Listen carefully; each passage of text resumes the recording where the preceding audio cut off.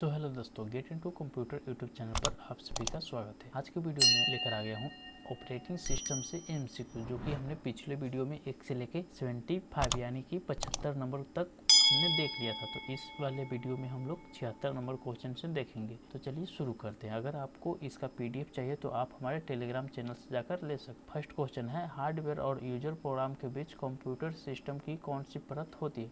तो हार्डवेयर और user program के बीच पूछ रहा है कंप्यूटर सिस्टम की कौन सी परत होती है? तो वो ऑपरेटिंग सिस्टम होती है। तो यहाँ पे आपका बी ऑप्शन राइट हो जाएगा।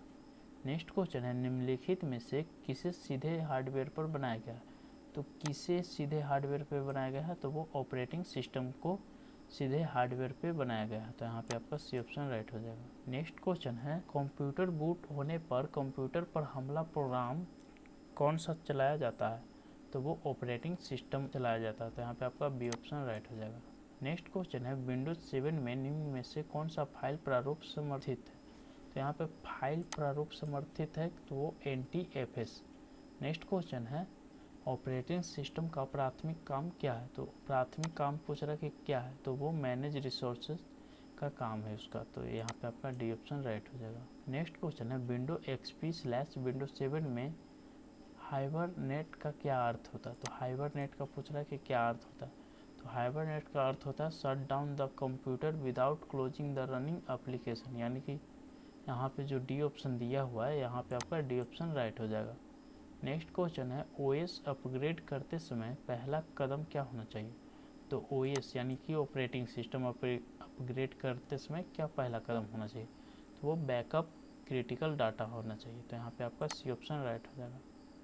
नेक्स्ट क्वेश्चन है, फाइल सिस्टम NTFS का क्या अर्थ है? तो NTFS का क्या अर्थ है?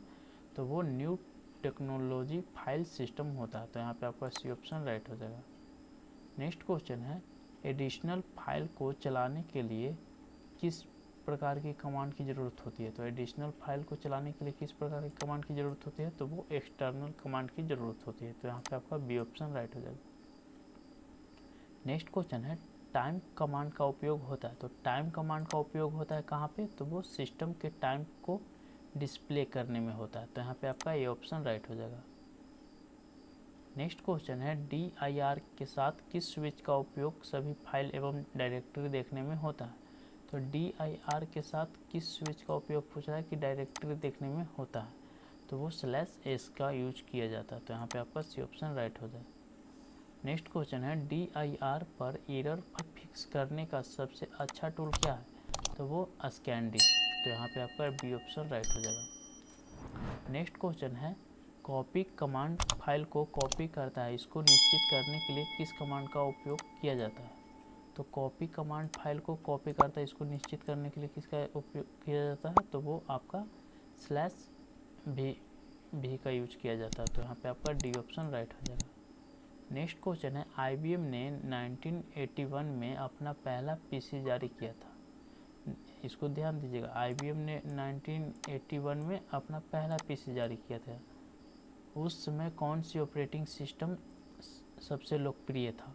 तो यहाँ पे जो 1981 में पूछ रहा है कि कौन सा ऑपरेटिंग सिस्टम सबसे ज़्यादा लोकप्रिय था। तो यहाँ पे आपका जो नंबर ए में दिया हुआ है MS-DOS, बी में PC-DOS, सी में OS/360 और डी में दिया हुआ CP/M। तो यहाँ पे जो 1981 में जो OS लॉन्च किया गया था वो आपका CP/M था। तो यहाँ पे आपका डी ऑप्शन राइट हो जाएगा।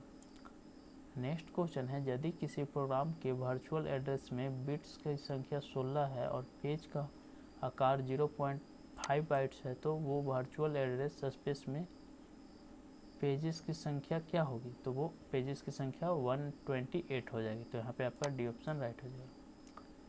नेक्स्ट क्वेश्चन है, एक अनुवादक के रूप में सबसे अच्छा वर्णन किया गया है। तो एक अनुवादक के रूप में सबसे अच्छा वर्णन किसे किया गया है? तो वो सिस्टम सॉफ्टवेयर को किया गया है। तो यहाँ पे आपका बी ऑप्शन राइट हो जाएगा। नेक्स्ट क्वेश्चन है, डाटा इंक्रिप्शन क्या है? तो डाटा इंक्रिप्शन पूछ रहा है क्या है? तो वो is mostly used by financial network है। तो यहाँ पे आपका बी ऑप्शन राइट हो जाएगा। नेक्स्ट क्वेश्चन है, एक माइक्रो कंप्यूटर में ऑपरेटिंग सिस्टम के साथ प्रक्रिया को शुरू करना क्या कहलाता है?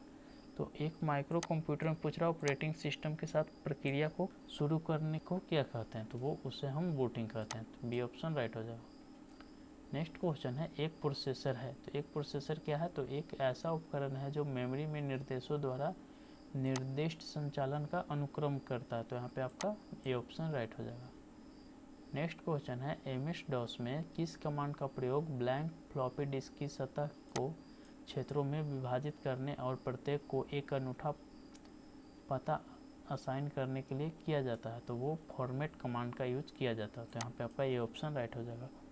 नेक्स्ट क्वेश्चन है मल्टी प्रोग्रामिंग क्या है, तो मल्टी प्रोग्रामिंग क्या है, तो उस समय कोड के अलग अलग क्षेत्रों में रहने के लिए मल्टीपल प्रोग्रामिंग की अनुमति देता है। तो यहाँ पे आपका डी ऑप्शन राइट हो जाएगा।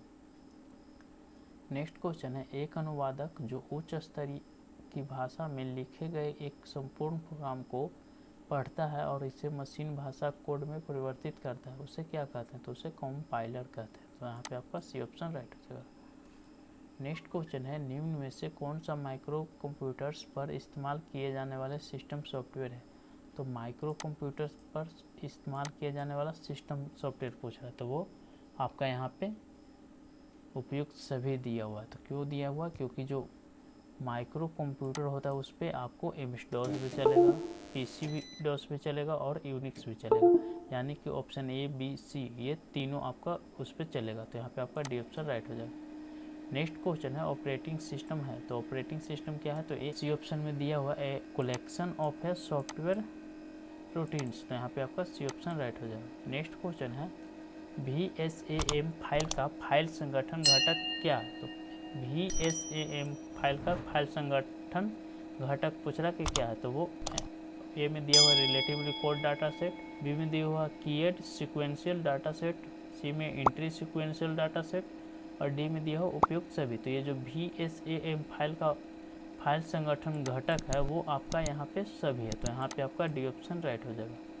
तो इस वीडियो से कुछ भी सीखने को मिला तो प्लीज़ वीडियो को लाइक शेयर और सब्सक्राइब जरूर कीजिएगा। तो मिलते हैं नेक्स्ट वीडियो में, तब तक के लिए धन्यवाद।